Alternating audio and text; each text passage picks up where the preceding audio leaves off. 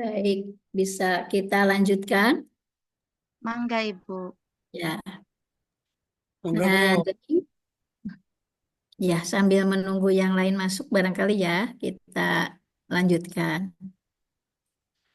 Nah, jadi tadi akidah itu adalah tentang keimanan. Nah, inilah yang didakwahkan oleh Nabi pada saat awal perintah untuk menyampaikan Islam ini kepada masyarakat luas ya yang ada di sekitar Nabi tentu saja pada saat itu.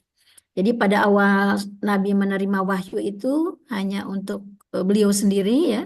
Ketika menerima wahyu itu surat Al-Alaq 1 sampai 5, Iqra bismi rabbikal ladzi khalaq, khalaqal insana min 'alaq ya sampai 5 ayat. Nah, sampai kemudian ada surat selanjutnya yang turun masih Nabi menyimpan ya masih hanya menyampaikan kepada orang-orang terdekat, Siti Khadijah istrinya, kemudian sahabat dekatnya Abu Bakar, Ali bin Abi Thalib ya orang yang memang berada di lingkungan dekat ya keluarga dan sahabat dekat. Nah, baru kemudian Nabi menerima perintah di dalam surat Al-Mudassir, kum fa'andir ya. Nabi diperintahkan untuk mendakwahkannya lebih luas lagi. Nah, sejak saat itu sampai 13 tahun usia dakwah Nabi selama di Mekah itu yang disampaikan adalah ajaran tentang akidah ini, tentang tauhid ini. Ya, asyhadu alla ilaha illallah, kemudian ditambah syahadatain yang kedua tuh ya, kalimat syahadat yang kedua, wa asyhadu anna Muhammadan abduhu wa rasuluh.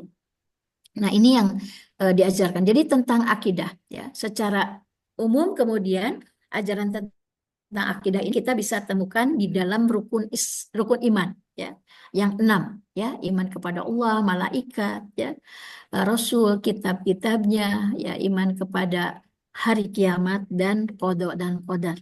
Nah, ini yang dasar dari ajaran keimanan. Nah, nanti banyak lagi ternyata cabang-cabang ajaran keimanan dalam Islam. Misalnya al-haya minal iman, kata Nabi ya, ternyata malu itu bagian dari iman.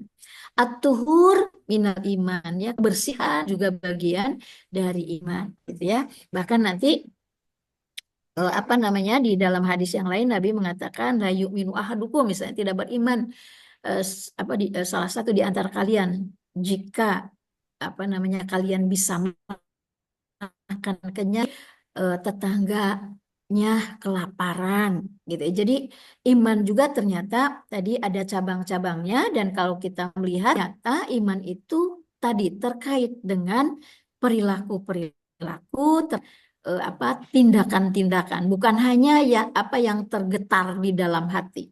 Itu kenapa maka para ulama merumuskan iman sebagai sesuatu yang menancap ya keyakinan yang menancap di dalam hati, terucap dengan lisan dan terbuktikan di dalam tindakan.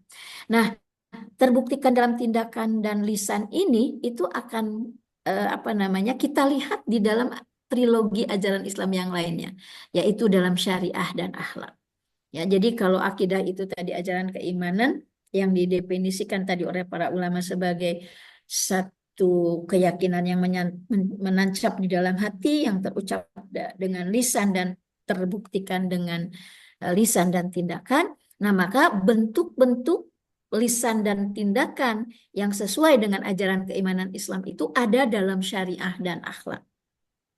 Nah, syariah ini adalah ajaran Islam tentang hukum, tentang aturan, tentang norma, gitu ya, yang mengatur norma, hukum, aturan, yang mengatur hubungan manusia dengan Allah disebut ibadah, yang mengatur norma atau aturan yang mengatur hubungan manusia dengan sesama manusia dan makhluk lain disebut muamalah, gitu ya.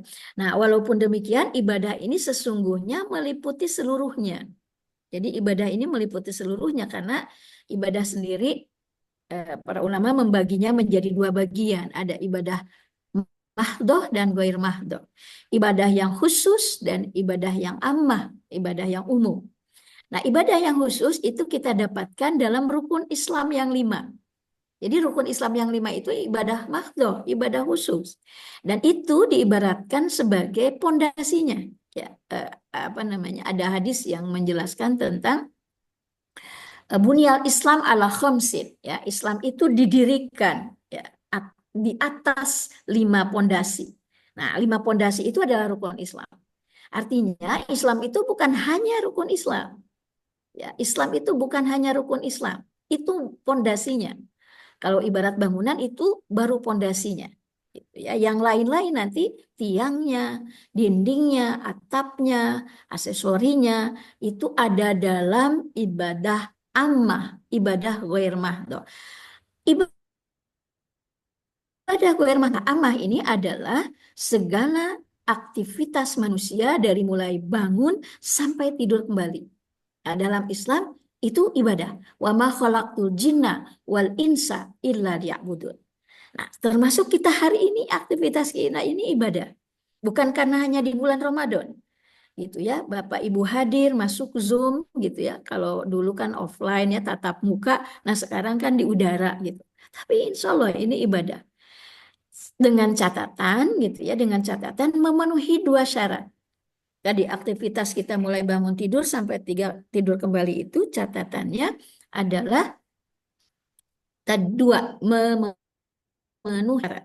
Syarat pertama adalah seperti yang dijelaskan di dalam Al-Quran. Nah, ini Al-Qurannya. Tadi kan sumber pokok Al-Quran. Jadi, studi Islam yang baik itu senantiasa mengkaitkan kepada Quran, hadis. Gitu ya. Mana Qurannya, mana hadisnya. Gitu. Kemudian kalau ada hal-hal yang kemudian baru perlu pemahaman, oh iya, gimana ya tinjauan fikih menurut para ulamanya, karena ini hal baru. Begitu ya di dalam kehidupan kita. Tapi kalau misalnya hal-hal yang tadi sifatnya sudah ada jelas di dalam Al-Quran dan hadis berarti cukup Quran di dalam dan hadis. Tapi kalau memerlukan penjelasan, maka nanti masuk tadi wilayah fikih ya melalui apa melalui metode ijtihad tadi yang dilakukan oleh para ulama. Nah, tadi mengenai tadi syarat ibadah itu pertama di dalam Al-Quran misalnya disebutkan wa ma umiru illa liya'budullaha mukhlishina lahuddin. Gitu ya, bahwa Allah itu tidak memerintahkan kepada kita semua kecuali melaksanakan segala sesuatu itu dengan mukhlishina lahuddin. Ya. Jadi ini soalnya gitu ya. Nah, nanti diperjelas tadi kan fungsi hadis itu menjelaskan Al-Qur'an.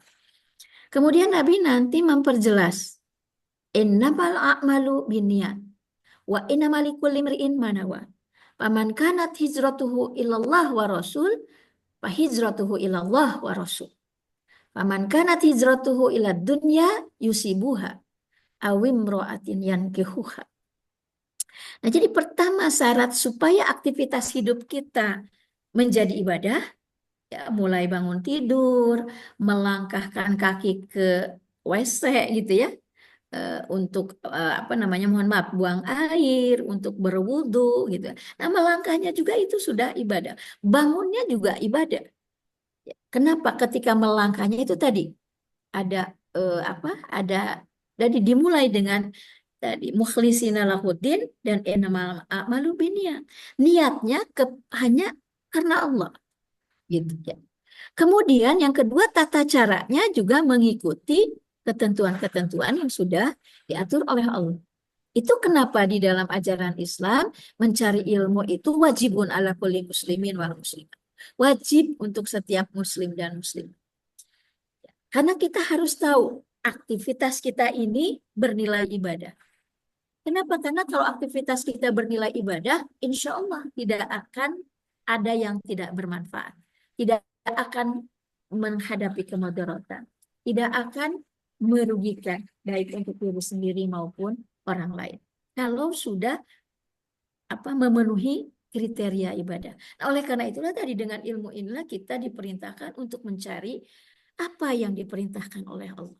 Dan tadi sekali lagi yang diperintahkan oleh Allah bukan hanya tadi rukun Islam yang ada 5, sholat, saum di bulan Ramadan seperti hari ini. Tapi juga seluruh aktivitas hidup kita. Supaya tadi mencapai falah. Nah, ini yang menjadi tujuan ekonomi syariah misalnya kan nanti. Kalau di bidang ekonomi syariah itu tujuannya adalah falah. Ya, di dalam Al-Quran ada kalimat ulaika humul muflihun.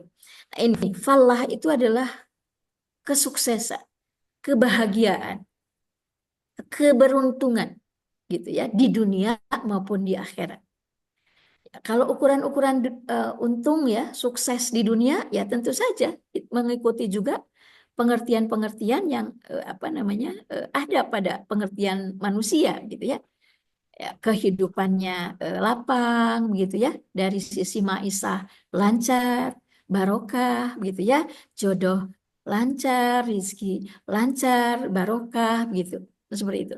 Kemudian bisa bukan hanya memenuhi kebutuhan sendiri, keluarga, tapi juga bisa berbagi dengan yang lain. Artinya barokah di situ mendatangkan kemanfaatan yang lebih besar, bukan hanya untuk diri sendiri, tetapi juga untuk yang lain.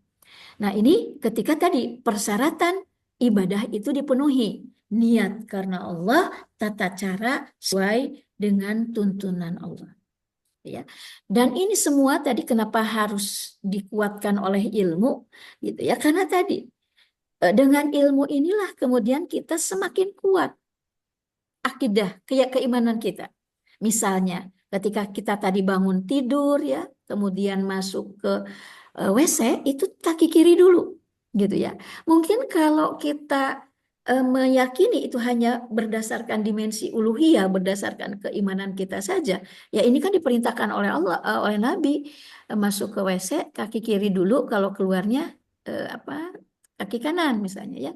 Tapi kalau tadi diiringi oleh ilmu, ya melakukan penelaahan gitu ya, ada nanti bidang ilmu misalnya kedokteran atau ilmu apa nanti yang menelaah kenapa ada apa dengan kaki kiri, ada apa dengan tangan kanan kalau makan misalnya ya, dengan tangan kanan ada apa ketika Nabi melarang la ta'kul qa'iman, tidak boleh makan sambil berdiri, tidak boleh minum sambil berdiri.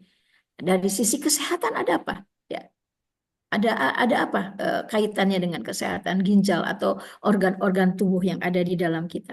Nah, itu perintah mencari ilmu itu tadi di dalam Islam tidak ada dikotomi antara ilmu agama dan ilmu umum gitu ya. Nggak ada. Ada ilmu agama, ada ilmu umum, ada ilmu dunia, ada ilmu akhirat. Ya, karena semua ilmu itu sumbernya dari Allah dan kita diperintahkan tadi untuk mencari itu untuk tadi mencapai untuk dapat mencapai kebahagiaan, kesuksesan, keselamatan di dunia dan akhirat. Nah, tapi tadi Allah kemudian menuntun melalui wahyu yang bersumber pada Quran hadis yang isinya adalah akidah syariah halak itu tadi. Karena manusia, Allah tahu manusia punya keterbatasan, punya perlu tuntunan. Walaupun akal, manusia diberi akal sebagai kelebihan dari makhluk yang lainnya, tapi manusia punya keterbatasan dengan akal itulah. Maka dituntunlah oleh Allah tentang bagaimana nanti di syariah ini dalam rangka hubungan dengan Allah sebagai yang menciptakan kita harus seperti apa gitu ya. Yang mahdohnya tadi yang khususnya ada sholat, ada saum, ada ibadah haji, ada yang lain. Nah, yang goir mahdohnya tadi seluruh aktivitas itu selalu dalam konteks pengabdian kepada Allah. Wa ma khalaqtul jinna wal insa illa liya'budun. Niatnya karena Allah. Jadi kalau ditanya apa Bu Teh Siti Masito misalnya ya, kalau ada yang bertanya makan karena apa ya Teh Siti? Halo? Karena kebutuhan, Ibu. Karena kebutuhan ya, bahkan mungkin ada yang menjawab karena lapar ya, minum Iya, karena. Nah, supaya bernilai ibadah kita luruskan bahwa, nah kalau kalau kalau misalnya ditanya kenapa Teh Siti saum nih di bulan Ramadan, kenapa saum? karena kewajiban. Karena kewajiban, artinya karena diperintah Allah ya, kewajiban dari siapa? Dari Allah, Allah iya. Iya. ya, Kewajiban kita sebagai umat Muslim. kewajiban dari Allah, artinya karena diperintah Allah ya. Iya, sudah ada di rukun Islam kan.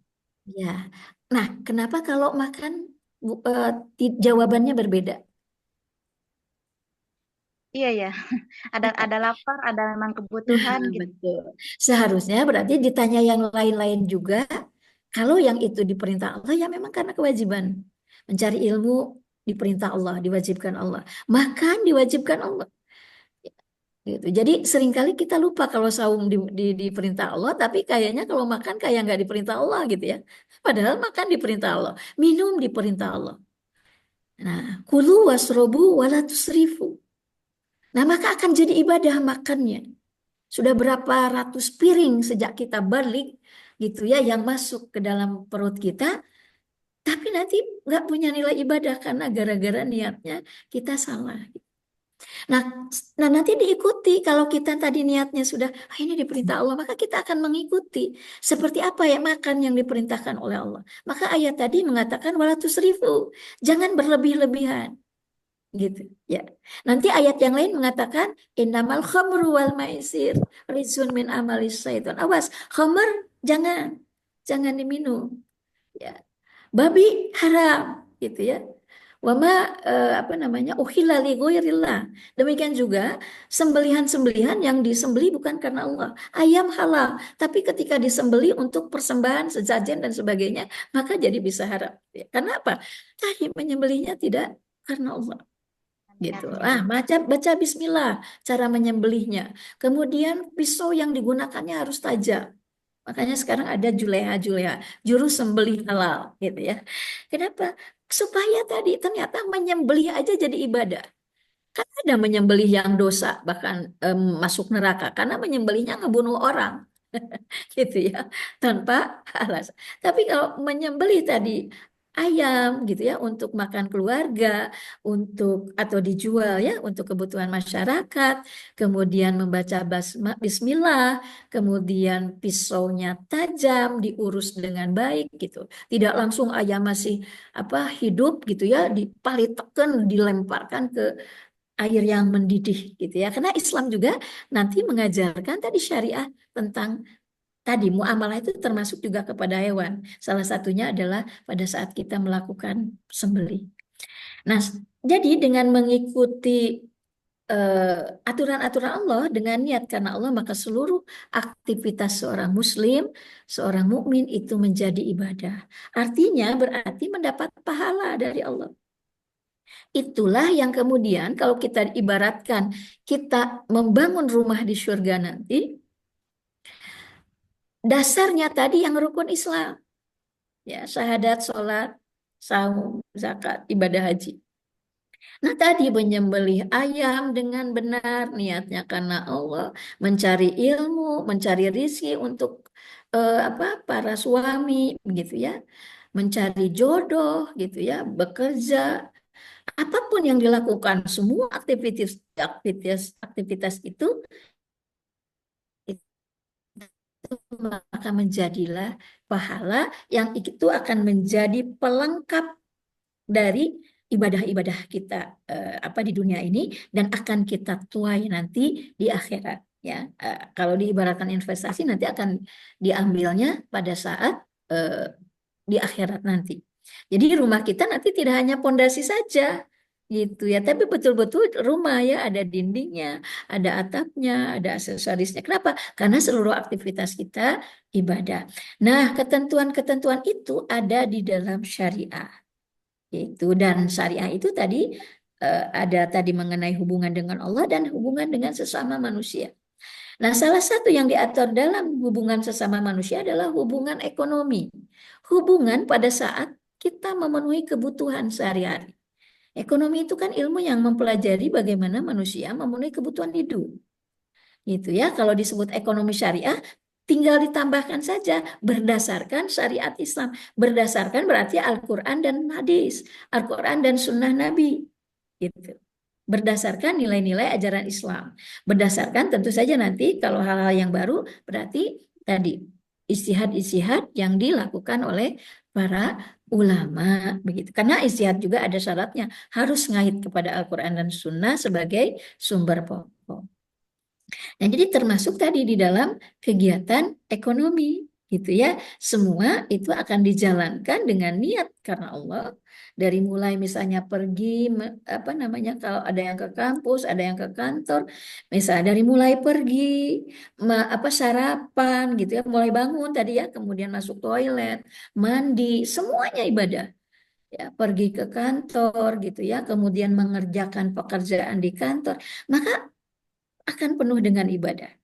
Dan karena ada catatan tadi kedua adalah sesuai syariat Islam, nah maka tadi insya Allah hal-hal yang melanggar itu akan dihindari karena kita ingin ibadah gitu apa yang kita lakukan. Kalau korupsi kan berarti melanggar syariah, gitu ya. Nah, berarti tidak akan di kantor kita tidak akan melakukan. Nah, nanti dari ketaatan kepada syariah ini akan melahirkan perilaku, tindak tanduk, ya, sikap, eh, tingkah laku, ya, baik berupa lisan maupun perbuatan yang yang bagus, yang baik, gitu ya. Itu yang disebut dengan akhlak karimah atau akhlak mahmudah. Gitu. Nah, akhlak ini sendiri ada dua, ya. Akhlak itu ada mazmumah yang tercela, ada akhlak yang mahmudah yang terpuji. Nah, tadi akidah yang mengajarkan tentang keimanan kepada Allah, gitu ya, keimanan bahkan kepada yang lain yang ada di dalam rukun 6 itu akan mendorong seorang mukmin untuk taat kepada syariat. Dan dari ketaatan kepada syariah ini maka akan tampak dalam perilaku, dalam akhlak yang indah, akhlak yang karimah, akhlak yang mahmudah. Sebagai contoh, keimanan kepada Allah, ya, bahwa Allah selalu melihat kita, selalu bersama kita, memperhatikan kita, amal-amalan kita selalu tidak ada yang terlewat, tercatat gitu. Itu akan melahirkan tadi kepada ketaatan kepada syariah. Misalnya tadi di dalam syariah kita dilarang untuk melakukan kecurangan. Ya, kita diperintahkan tidak boleh merugikan orang lain. Nah, dari ketaatan kepada syariat itu maka akan nampak perilaku atau akhlak jujur misalnya. Gitu ya. Misalnya kemarin di waktu pengukuhan kebetulan yang saya contohkan adalah peristiwa yang terjadi di zaman Umar bin Khattab, ya, ada anak gadis dan ibunya penjual susu, pedagang susu, ya, yang miskin gitu ya, ibu dan anak yang berjualan susu, dia keadaannya miskin dan suatu malam ibu ini berkata kepada anaknya, "Nak, campurkan susu ini dengan air supaya keuntungan kita lebih besar." Gitu ya. Tapi anaknya mengatakan, "Tidak boleh, Bu. Amirul Mukminin Umar bin Khattab melakukan kita berbuat curang. Tidak boleh melarang mencampur susu dengan air. Itu kecurangan, Ibu." Kata ibunya, "Umar nggak ada di sini. Umar nggak tahu apa yang kita obrolkan, apa yang kita lakukan." Kata anaknya, "Bu, betul Umar tidak tahu, tetapi Robnya Umar, Tuhannya Umar tahu." Nah, ini kan tauhid yang melahirkan ketaatan kepada syariah, yang tidak mau melakukan curang, yang menampilkan sosok kejujuran dalam akhlak. Jadi dalam tataran akhlak ini adalah sebuah kejujuran. Nah, ini yang nanti di dalam praktek kegiatan ekonomi tadi, akhlak ini merupakan bunga, ya, atau buah dari pohon. Sedangkan akidah itu adalah akarnya. Dan syariah itu adalah batang yang kokoh, yang menjulang tinggi. Gitu ya. Jadi akidah yang kuat melahirkan akar yang kokoh, ya, yang kemudian menumbuhkan batang yang kuat, ya, dan dari batang yang kuat ini nanti lahir buah-buah yang ranum, bunga-bunga yang indah untuk dilihat dan dinikmati, ya, dimakan, ya. Inilah tadi kesatuan antara akidah dan syariah. Kata Nabi, akmalul mu'minina imanan ahsanuhum khuluqa. Seorang mukmin yang sempurna imannya itu adalah yang taat kepada syariah dan kemudian menampilkan akhlak yang indah, yang mulia. Mudah-mudahan kita bisa melaksanakan hal seperti ini. Karena kalau ini bisa dijalankan, tentu saja tidak akan ada korupsi, pengoplosan yang terjadi di Pertamina misalnya. Gitu. Kenapa? Karena ya kalaupun misalnya mereka bertiga, mereka yakin yang keempatnya Allah. Mereka berlima, mereka yakin yang keenamnya Allah. Itu dijelaskan di dalam Al-Qur'an. Nah, inilah ajaran tentang akidah tadi gitu ya, yang bertumpu pada ajaran tauhid yang dalam tataran implementasinya akan melahirkan seorang mukmin yang kuat keimanannya kepada Allah, yakin bahwa segala tindak tanduknya diperhatikan, dilihat oleh Allah sekalipun dia tidak melihatnya, sekalipun tidak melihat Allah. Kemudian mendorong sami'na wa ata'na. Ya, sikap taat kepada Allah ya tanpa reserve, tetapi bukan berarti membabi buta. Kenapa? Karena dengan ilmu dia akan terus melakukan pencarian ilmu, pengkajian ilmu, riset, penelitian untuk membuktikan bahwa apa yang ditetapkan, diarahkan, yang diberikan oleh Allah itu semuanya adalah untuk mendorong manusia menuju falah, ya, menuju keberuntungan, menuju kesuksesan baik di dunia maupun di akhirat. Nah, dan dari ketaatan kepada syariah ini terimplementasilah nanti dalam wujud akhlak-akhlak muslim muslimat yang jujur, yang amanah, yang rendah hati, yang tidak pelit begitu ya, dan seterusnya yang menyangkut akhlak-akhlak ini di dalam apa namanya ekonomi, termasuk tadi yang memperhatikan keridoan orang lain dalam setiap transaksi yang dilakukannya, tidak memaksakan diri ya, memaksa gitu ya, tetapi selalu memperhatikan keridoan setiap pihak-pihak yang melakukan transaksi dengan dia ya. Nah, inilah apa bentuk-bentuk implementasi itu ya. Sehingga kalau misalnya kita menemukan sekarang misalnya ya tadi berbagai apa kejadian lah yang terjadi di kita sekarang ya, ada korupsi yang begitu apa ya luar biasa dahsyat ya, karena nilainya bukan sedikit dan ternyata sudah dilakukan sudah cukup lama gitu ya, tapi apa namanya tadi tidak berkurang ya kalau begitu kan, kalau melihat berita-berita yang ada ya kasus korupsi. Nah, apa tuh yang harus diperbaiki ya? Kalau diibaratkan bengkel apa yang harus dimasuki? Nah, bengkel itu adalah bengkel akidah, gitu ya. Karena itulah yang menjadi akar permasalahan, gitu ya, akidah, gitu ya. Bengkel yang harus dimasuki. Karena itulah juga yang diajarkan Nabi pertama kali, bahkan selama 13 tahun di Mekah, mengajarkan sahabat Nabi untuk ahad, ahad, ahad.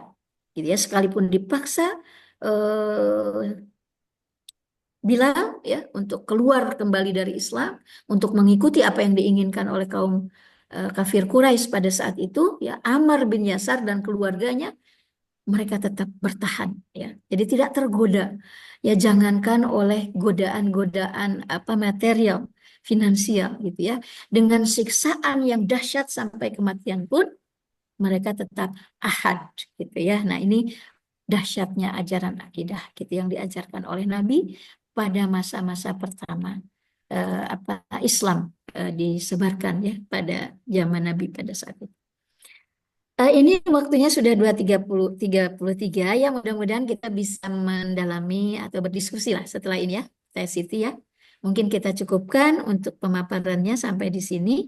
Billahi fisabilil haq. Assalamualaikum warahmatullahi wabarakatuh. Waalaikumsalam. Waalaikumsalam warahmatullahi. Masya Allah ya, sangat rinci sekali, sangat jelas. Tadi dijelaskan sama Ibu bahwasannya tiap kegiatan kita itu harus didasari karena Allah. Karena Allah kita bisa mendapatkan apa pahala yang lebih.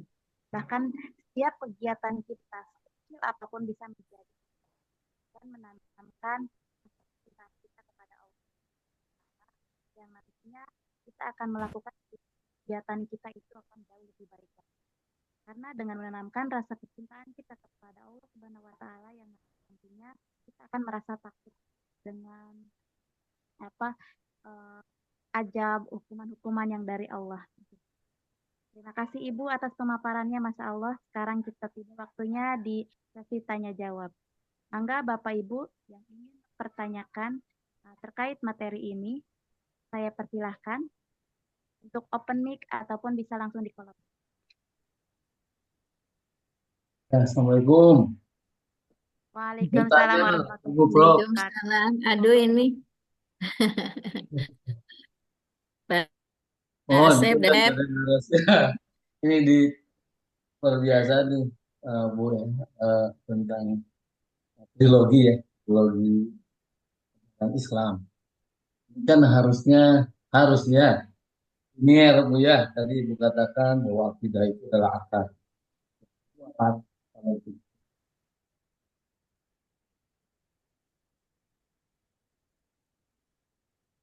Suaranya hilang Pak Asep. Sinyalnya kurang baik.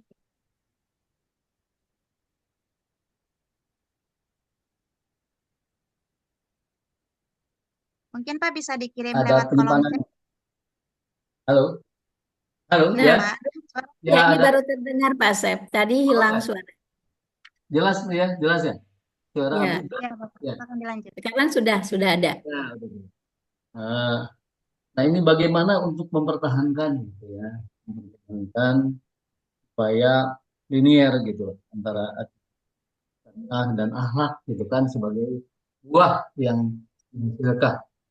Nah, eh, nah, ini kadang-kadang mungkin semua ya bisa merasakan lah mungkin dalam kehidupan sehari-hari ada beberapa yang tidak nyambung gitu, tidak linier gitu dengan akibat syariat akhlaknya yang sulit nih untuk dijaga gitu kan, karena ini hal yang apa ya, eh, ya paling mungkin kita juga demikian ya, kadang-kadang terbersit gitu ya, walaupun hanya terbersit kan, ada hal-hal yang misalkan seuzon gitu ya, itu kan tidak boleh ya, tapi kadang-kadang kita juga terbersit kan, sering mungkin kadang-kadang.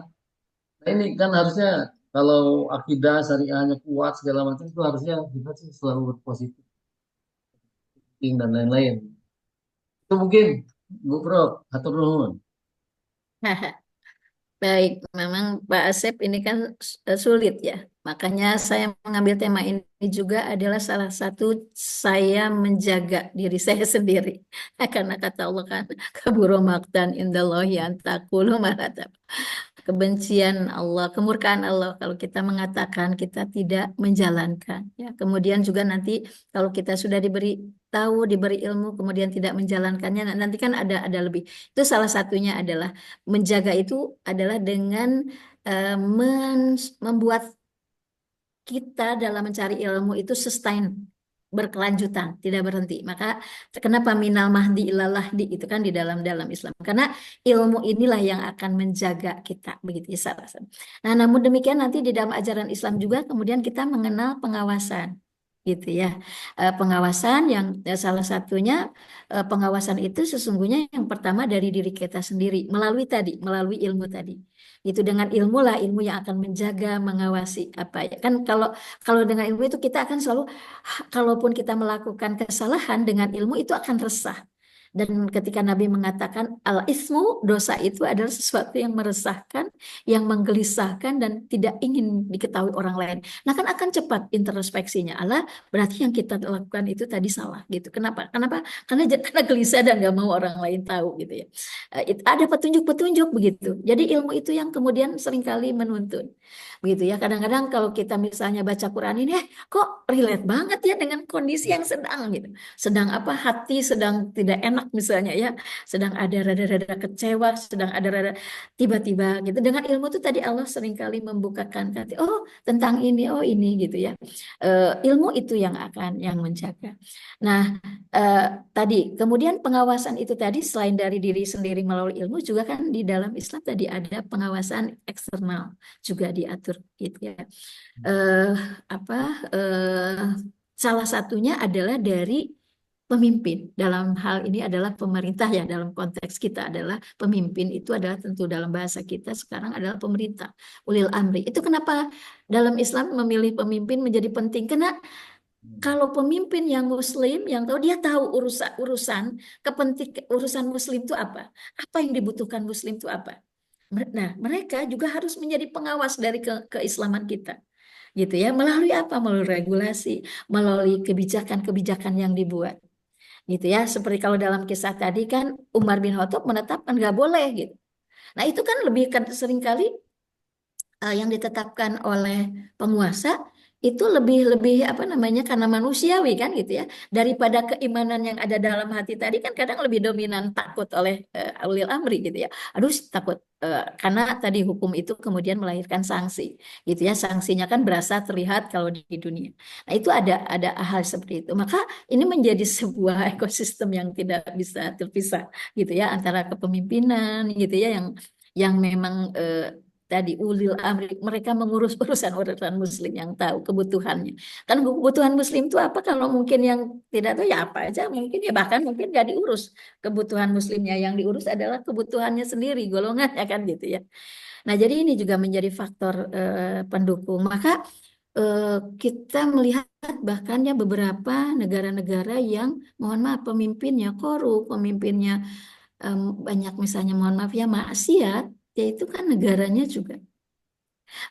Saya sering bersyukur ya Allah, alhamdulillah ya di Indonesia belum ada azab-azab yang gimana. Padahal mungkin kita sudah melihat gitu ya, ada korupsi yang luar biasa gitu, ada apa?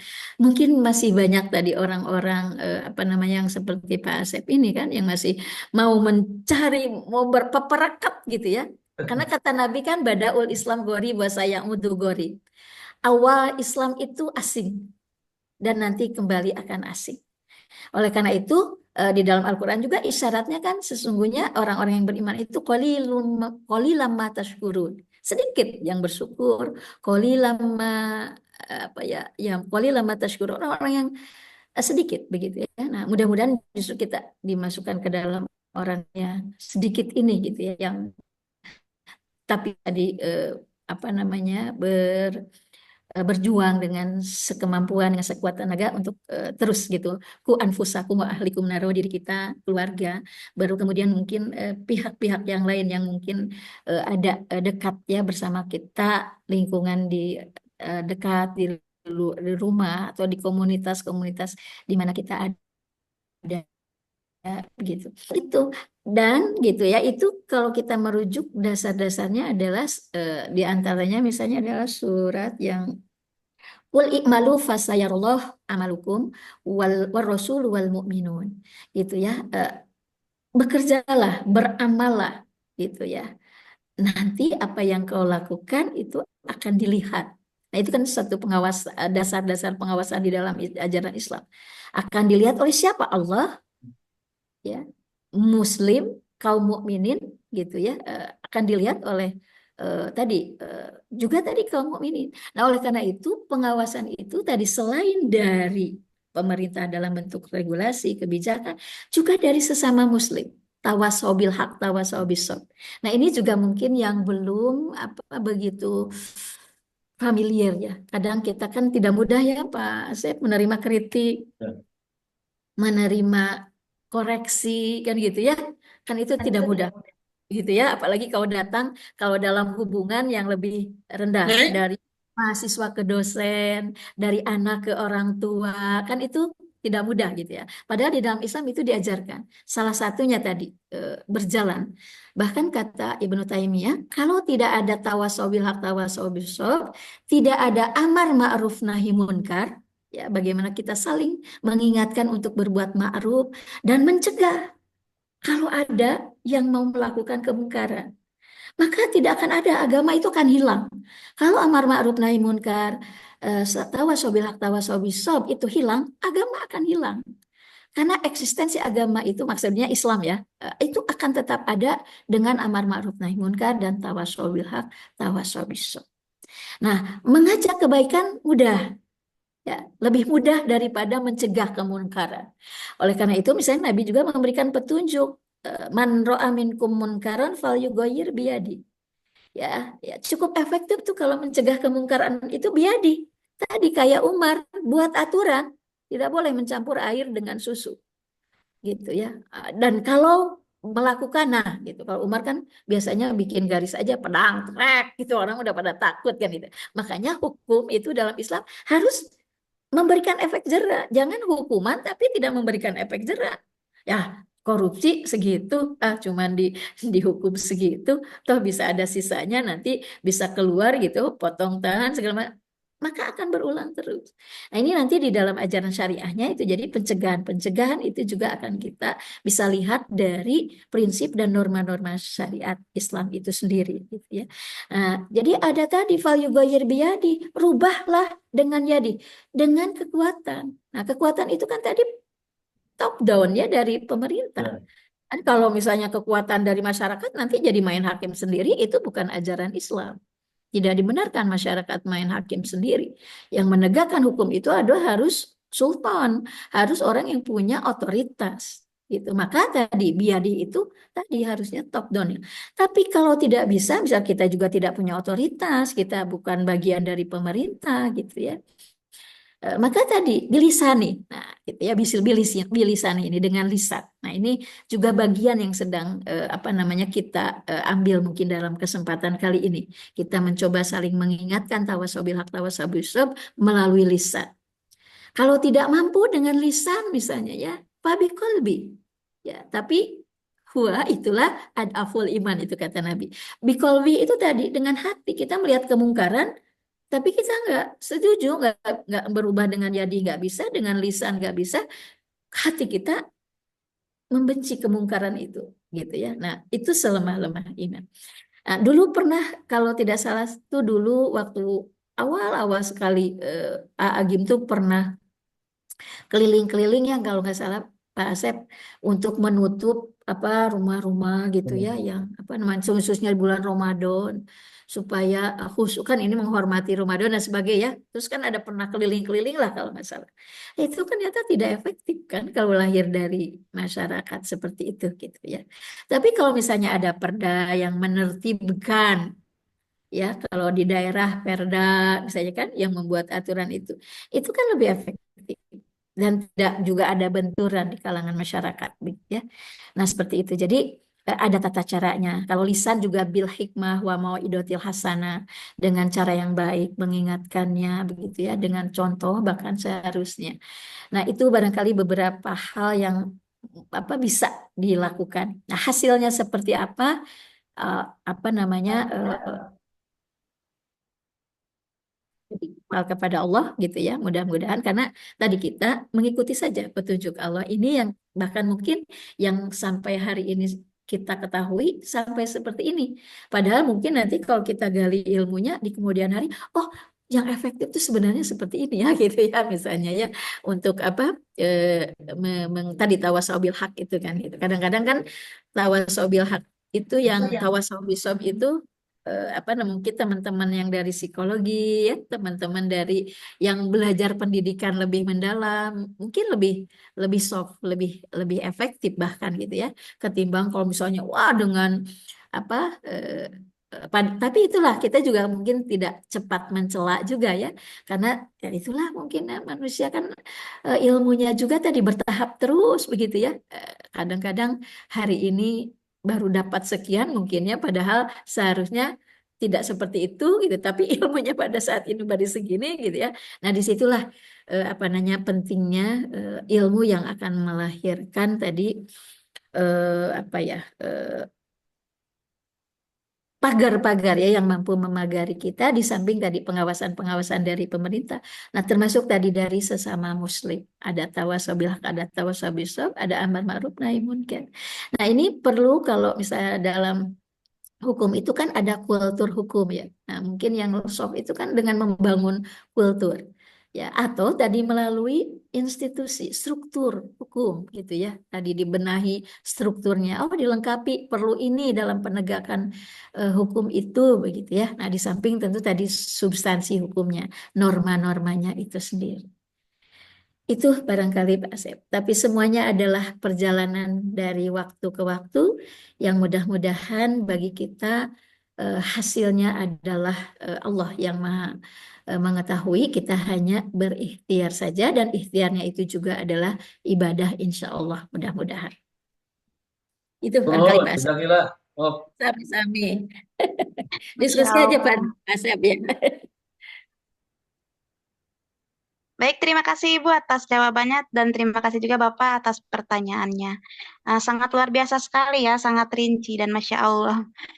Uh, Berhubung waktu sekarang sudah sore, uh, Sebelum saya tutup, bisa Ibu closing statement terlebih dahulu, silahkan.